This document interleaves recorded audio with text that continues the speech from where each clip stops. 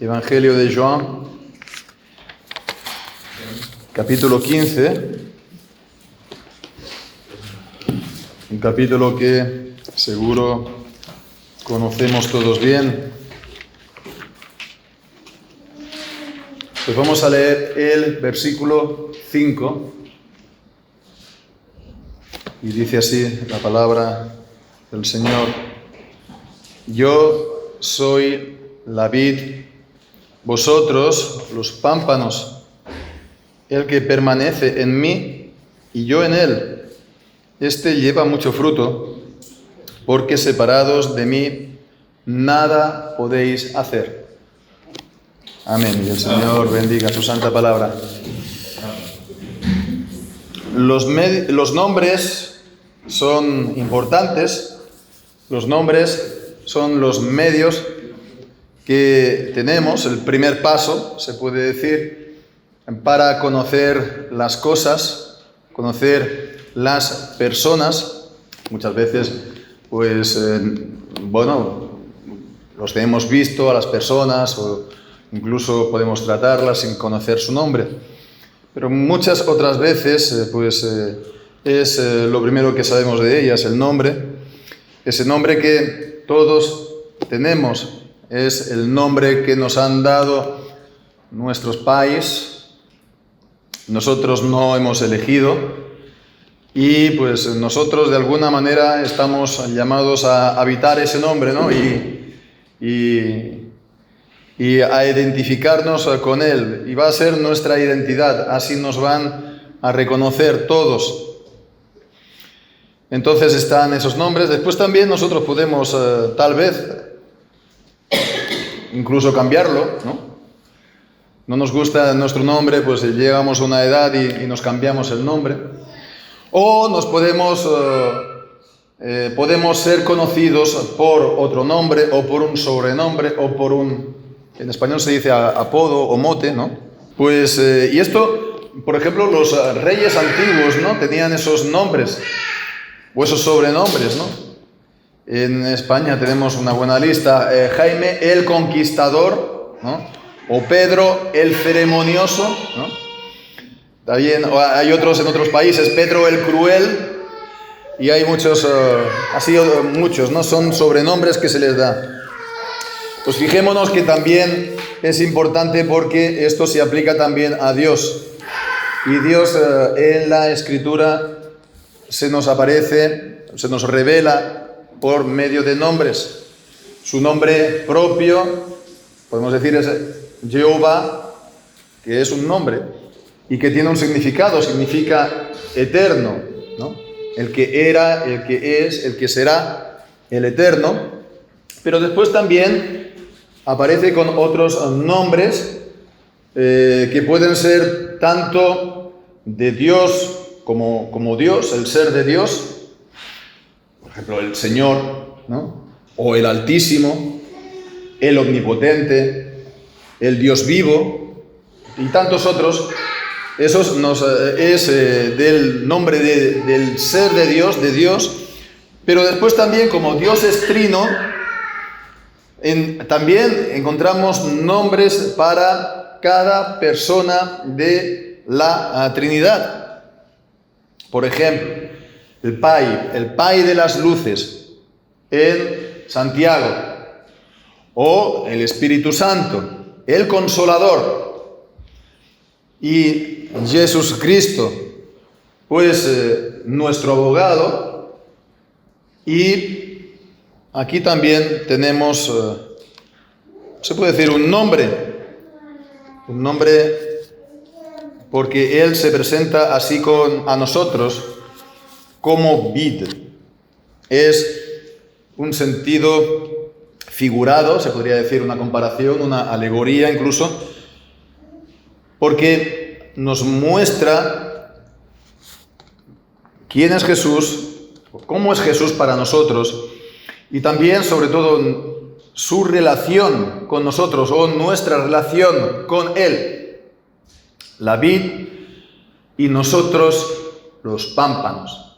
Y podemos conocer mucho de Él y de nuestra relación con Él si nos paramos a pensar y meditar en que Él es la vid y nosotros los pámpanos. ¿Cómo se dice en portugués pámpano? Ramos. Vale, pues entonces ramos. Jesús es la vid se dice vid. Jesús es la vid y nosotros los ramos. Entonces, primeramente podemos pensar acerca de esta imagen de la vid, ¿no? No se tiene que explicar mucho acerca de ella. Si estuviéramos en el Polo Norte, ¿no? Y fuéramos nosotros pues esquimales, se tendría que explicar qué es una vid, ¿no? O si estuviéramos en medio tal vez del Amazonas, no creo que allí exista la vid, o sí existe, ¿no? Pues se tendría que explicar la vid, pero estamos en cultura mediterránea y todos nosotros hemos visto la vid. Incluso podemos tener vid en casa. Nosotros hemos intentado tener vid, todavía la tenemos ahí, pero se nos seca siempre. No, ¿será que no les gusta nuestra maceta? Entonces vemos, es una planta muy típica y por supuesto una planta muy típica en Israel. Una planta que los identificaba también a ellos como pueblo, como nación, porque era muy abundante en aquel territorio. Y vemos que también tiene, se puede decir, un significado o un simbolismo que tiene, ya de entrada se puede decir que es algo que hace bella o que hace, digamos, bonita o alegre la vida. Podemos leer, si queréis, en el libro de Jueces, en el capítulo 9, en el versículo 10, por ejemplo, hasta el 13. Bueno, el pasaje, solamente una palabra para decir que es acerca de este rey impío que se levantó, Abimelech, y entonces un superviviente de los hijos de Gedeón se levantó y les dijo entonces en el versículo 10 que los árboles dijeron a la higuera: anda, tú reina sobre nosotros. Y respondió la higuera: he de dejar mi dulzura y mi buen fruto para ir a ser grande sobre los árboles. Anteriormente era un olivo también, que es también otra planta muy típica del Mediterráneo. En el versículo 9: anda, reina sobre nosotros. Y el olivo respondió: he de dejar mi aceite, con el cual en mí se honra a Dios y a los hombres, para ser grande entre los hombres. El olivo, la higuera, y aquí la higuera se destaca su dulzura. Y en el versículo 12 dijeron los árboles a la vid: pues ven tú y reina sobre nosotros. Y la vid les respondió: he de dejar mi mosto, que alegre a Dios y a los hombres, para ser grande sobre los árboles.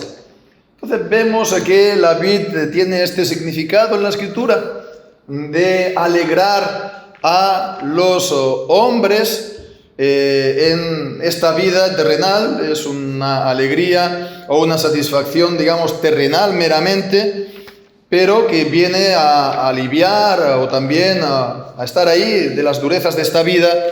Vemos en Eclesiastés, en el capítulo 9, por ejemplo, y en el versículo 7, Eclesiastés, versículo 7, y dice: anda y come tu pan con gozo y bebe tu vino con alegre corazón, porque tus obras ya son agradables a Dios.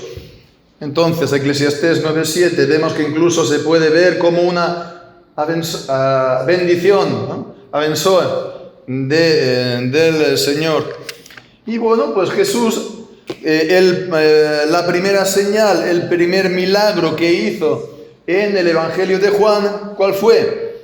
pues cambió el agua en vino en las bodas de Caná, en una celebración alegre como es una boda, ¿no?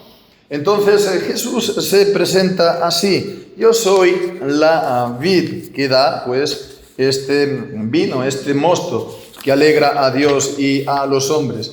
Y Jesús entonces sí es la vid que nos da esto, la idea de que Él es el que da la alegría a Dios y a los hombres. Él es el que alegra verdaderamente el corazón de los hombres. Él es el gozo y la alegría verdadera para los hombres, para el alma. Realmente Él es la alegría para los hombres. Si no es por Él, no hay una verdadera alegría que valga la pena en esta vida. Entonces vemos esto, pero también podemos pensar más acerca de esta imagen de la vid, porque también muchas veces en la Escritura, en la Biblia, la vid pues habla acerca del povo de Deus, el pueblo de Dios. Por ejemplo, en Isaías capítulo 5, a partir del versículo 1, se nos presenta el cantar de la viña o vid, ¿no? Dice: ahora cantaré por mi amado el cantar de mi amado a su viña. Tenía mi amado una viña en una ladera fértil. La había cercado y despedragado y plantado de vides escogidas.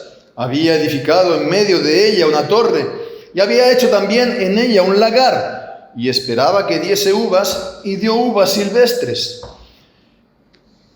Esperaba en el versículo 7, pues juicio, y he aquí vileza, justicia, y he aquí clamor.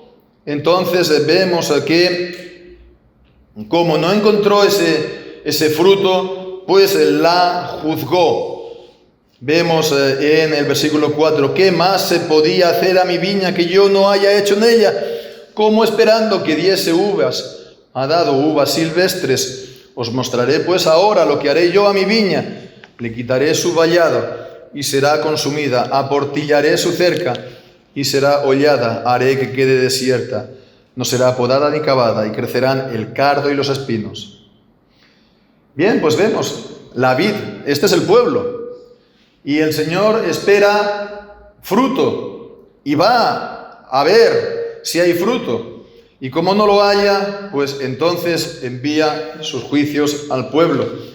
Y por supuesto, después de haber leído esto, os habrá venido también a la cabeza esta parábola en Marcos, en el capítulo 12 de Marcos. Evangelio de Marcos, y en el capítulo 12... en el versículo 1, que es la parábola de los labradores malvados, muy parecida en la temática.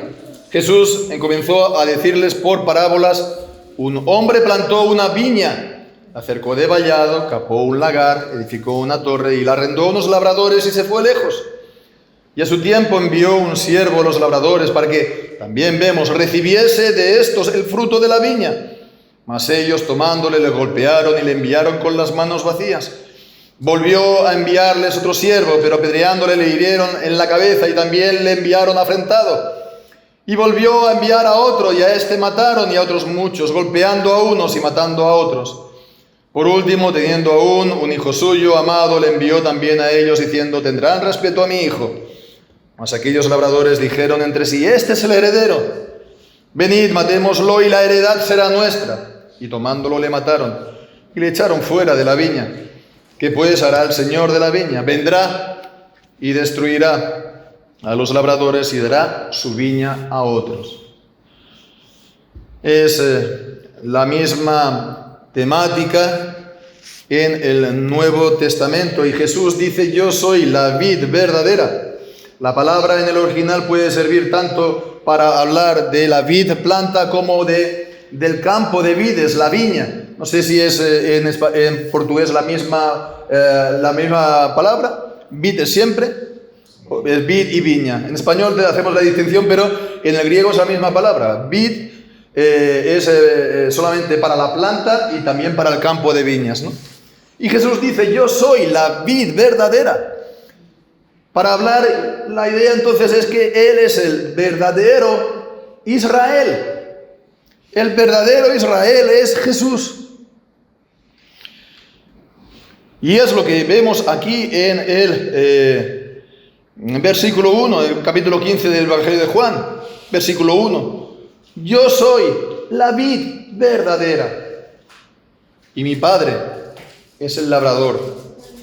Y todo pámpano que en mí no lleva fruto lo quitará. Y todo aquel que lleva fruto lo limpiará para que lleve más fruto. Entonces vemos que también este texto aquí en el Evangelio de Juan capítulo 15 vemos ligado, entretejido con Isaías y con Marcos, la parábola de los labradores malvados. Yo soy la vid verdadera. Yo soy el verdadero Israel. Acordémonos, por ejemplo, en Evangelio de Mateo, en el capítulo 2, y cuando Jesús estuvo en Egipto y se murió Herodes, pues vinieron de Egipto y dice que se cumplió entonces esa palabra de Oseas capítulo 9, de Egipto llamé a mi fillo. Entonces vemos que incluso la salida de Israel de Egipto, en Oseas está hablando de la salida de Egipto, de Israel, en el Éxodo, pero en Marcos, en el Evangelio, dice que es para que se cumpliera esa palabra. Entonces, la salida de Israel de Egipto, vemos que era también un tipo acerca de Cristo. Cristo es el verdadero pueblo de Dios. Entonces vemos eso también como en todo el Antiguo Testamento se nos habla de Cristo y se nos enseña acerca de Él. Porque Cristo es el verdadero, la vid verdadera, el verdadero Israel. Bien, pues entonces esto en cuanto a la vid, en resumido, pues que Él, Jesús, es el que da la verdadera alegría a los hombres, verdadero gozo y alegría. Y Él es el verdadero Israel, el pueblo del Señor. Pero vamos a ver ahora acerca de los ramos. Dice que yo soy la vid, vosotros los ramos. Y habla entonces de los creyentes que están insertados en Cristo.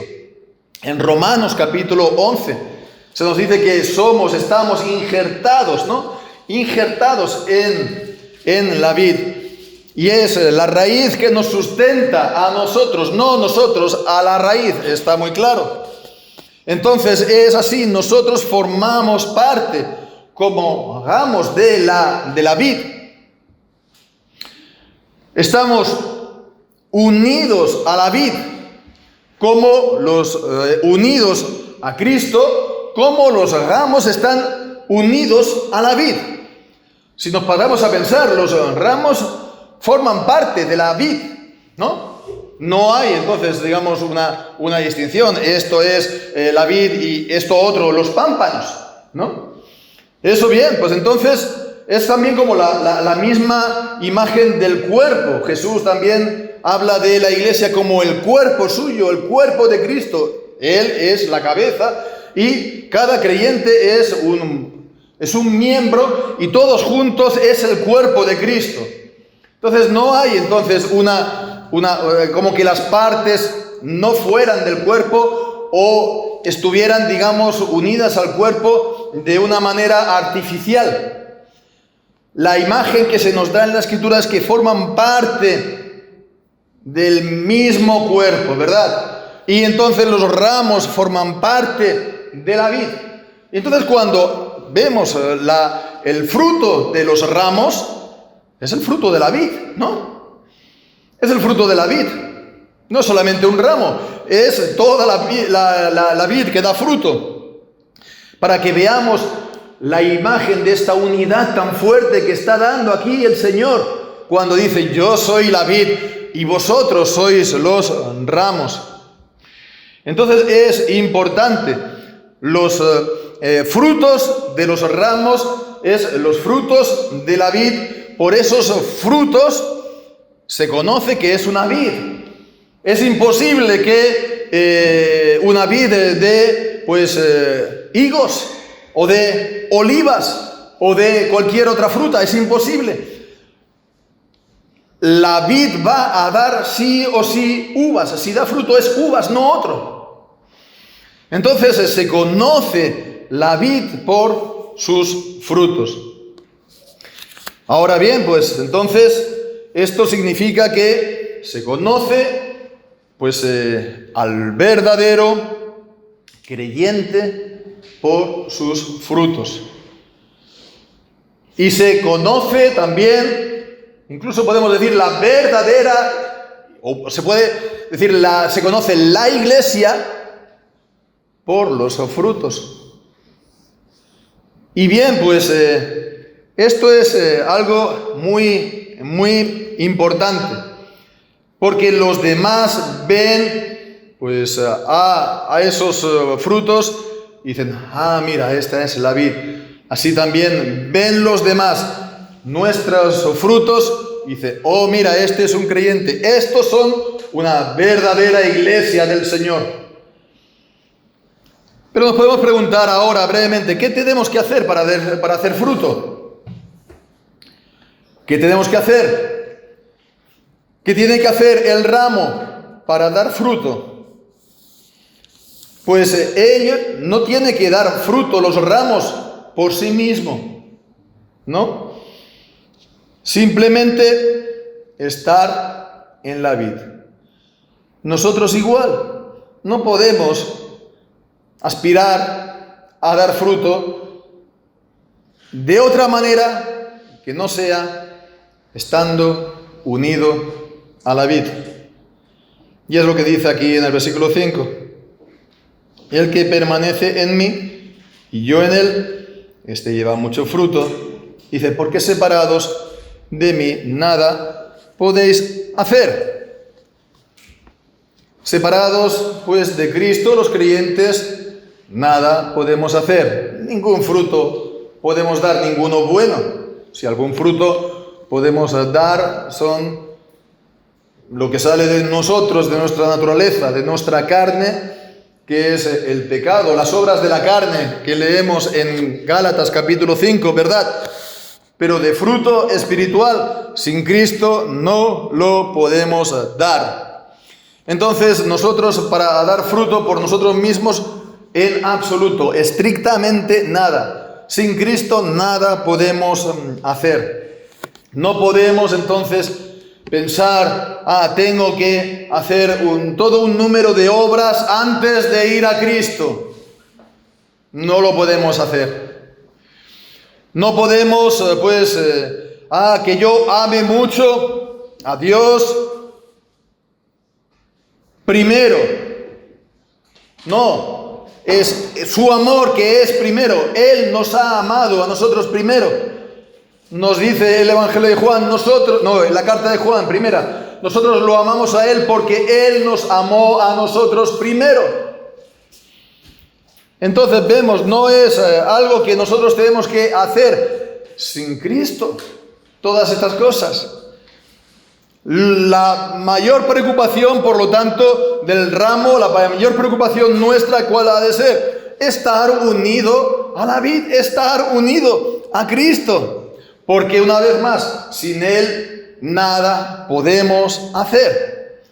Entonces la idea es estar unido a Él. Y aquí lo expresa con estas palabras: el que permanece en mí y yo en Él, este lleva mucho fruto. No tiene que hacer nada más. El que permanece en mí y yo en Él lleva mucho fruto. Es así. El que verdaderamente está en Cristo lleva mucho fruto. Podemos también incluso meditar brevemente en esta palabra, permanece en mí y yo en él, porque encontramos una idea muy parecida en la oración sacerdotal de Jesucristo en Evangelio de Juan capítulo 17 y versículo 21, para que todos sean uno como tú, oh Padre, en mí y yo en ti, que también ellos sean uno en nosotros. Vemos, el Padre está en el Hijo está en el Padre. Y esto es el tipo de las relaciones que hay en Dios, en la Trinidad, ¿no? Y las relaciones que hay entre Dios y los creyentes. Leemos también en Romanos capítulo 8. Podemos leer ahí también. En Romanos capítulo 8,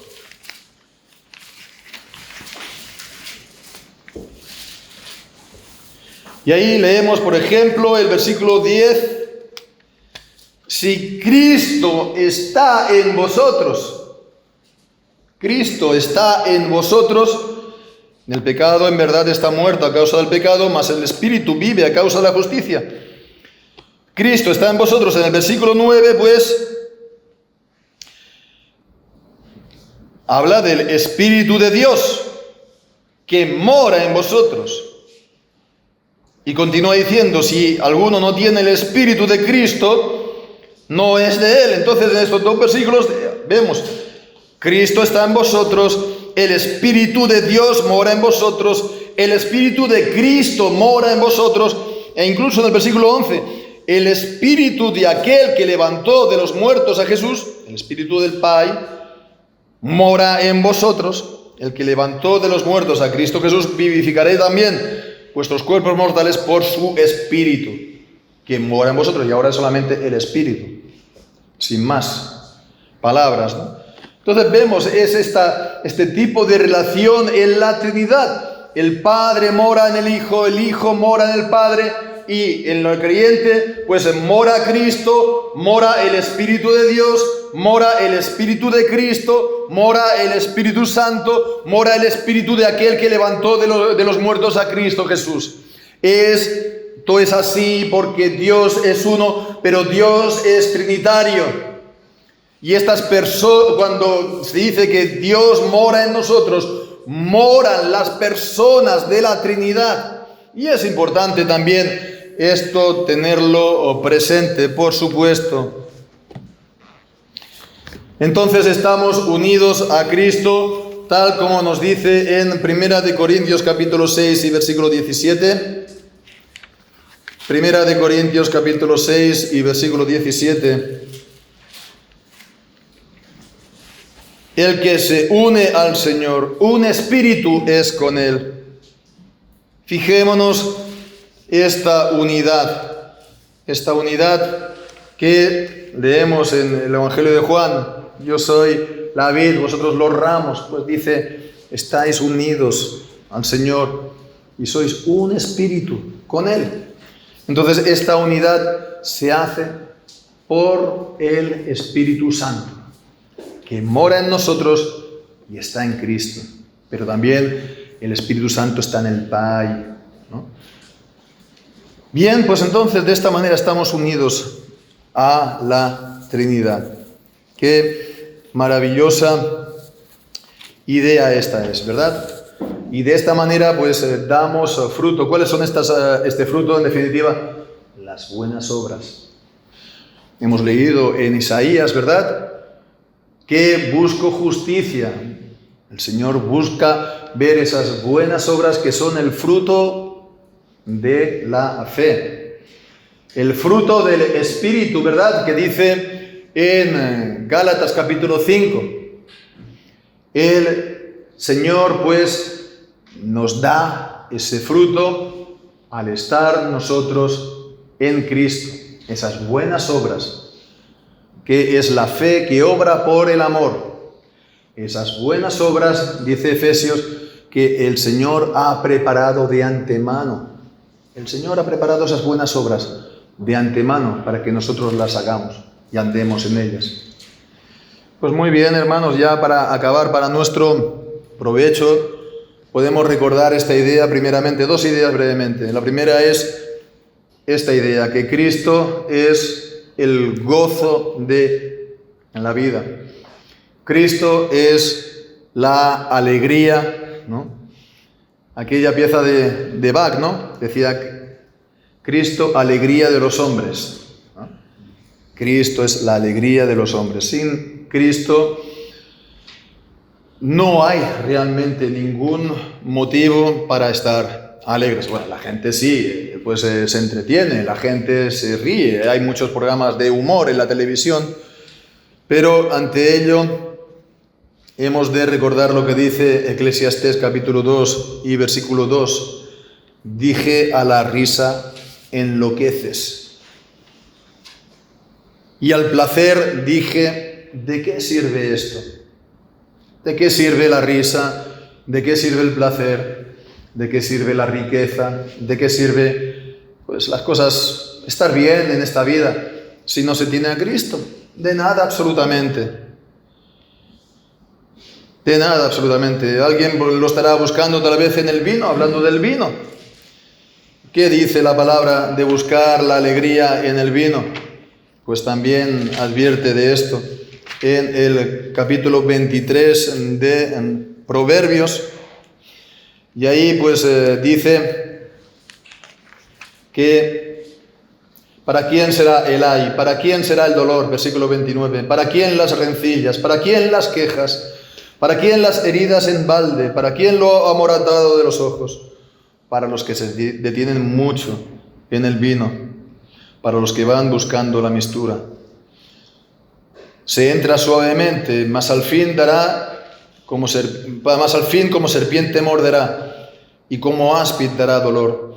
Y tus ojos mirarán cosas extrañas, y tu corazón hablará perversidades. Qué locura es buscar la alegría en esta vida, sin Cristo, incluso como vemos aquí en el vino.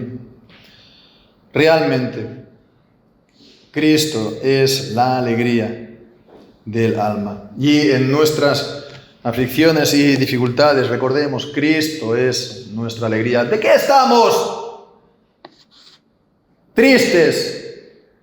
¿De qué estamos abatidos si tenemos a Cristo?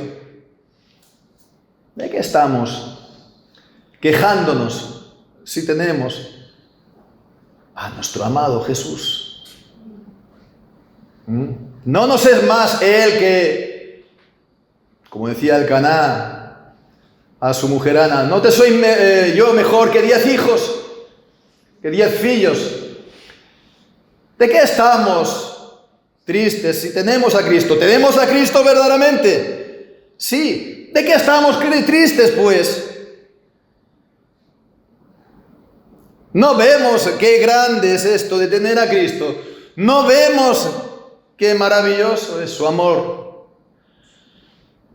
Es que me falta esto, es que no tengo lo otro, pero tienes a Cristo. ¿Por qué estás triste? No te es más Cristo que todo lo demás que puedas tener. Tienes a Cristo, pues ya está, alégrate.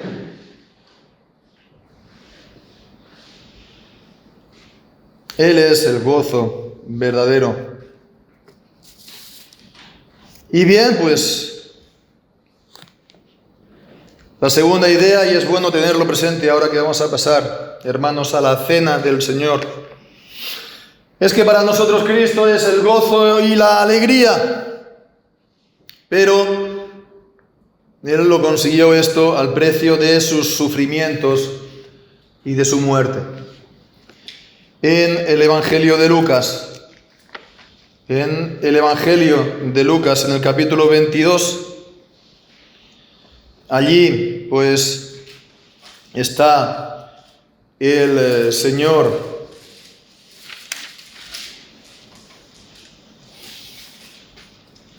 Evangelio de Lucas, capítulo 22, y en el versículo 15 dice: cuánto he deseado comer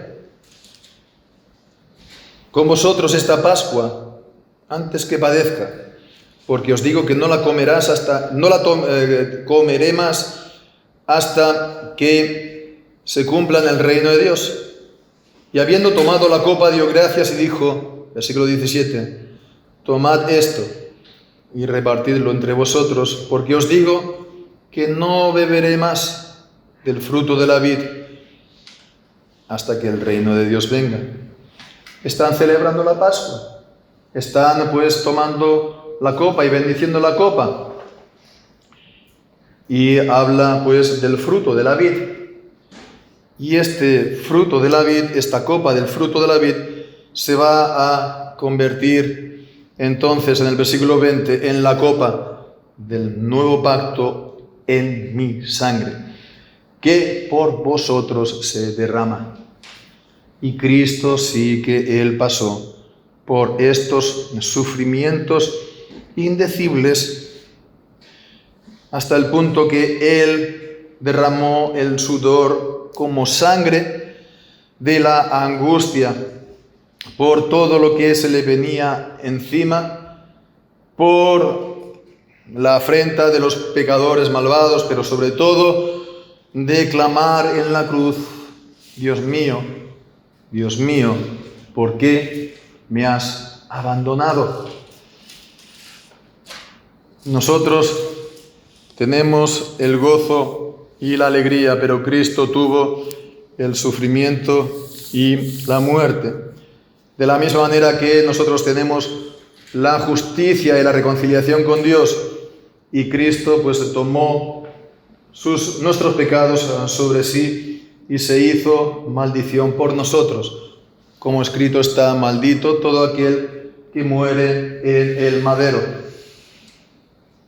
Nuestro gozo, nuestra alegría, comprada pues por sus sufrimientos y por su muerte. Y esto está pues recordado en la cena de la cual vamos a participar todos, hermanos.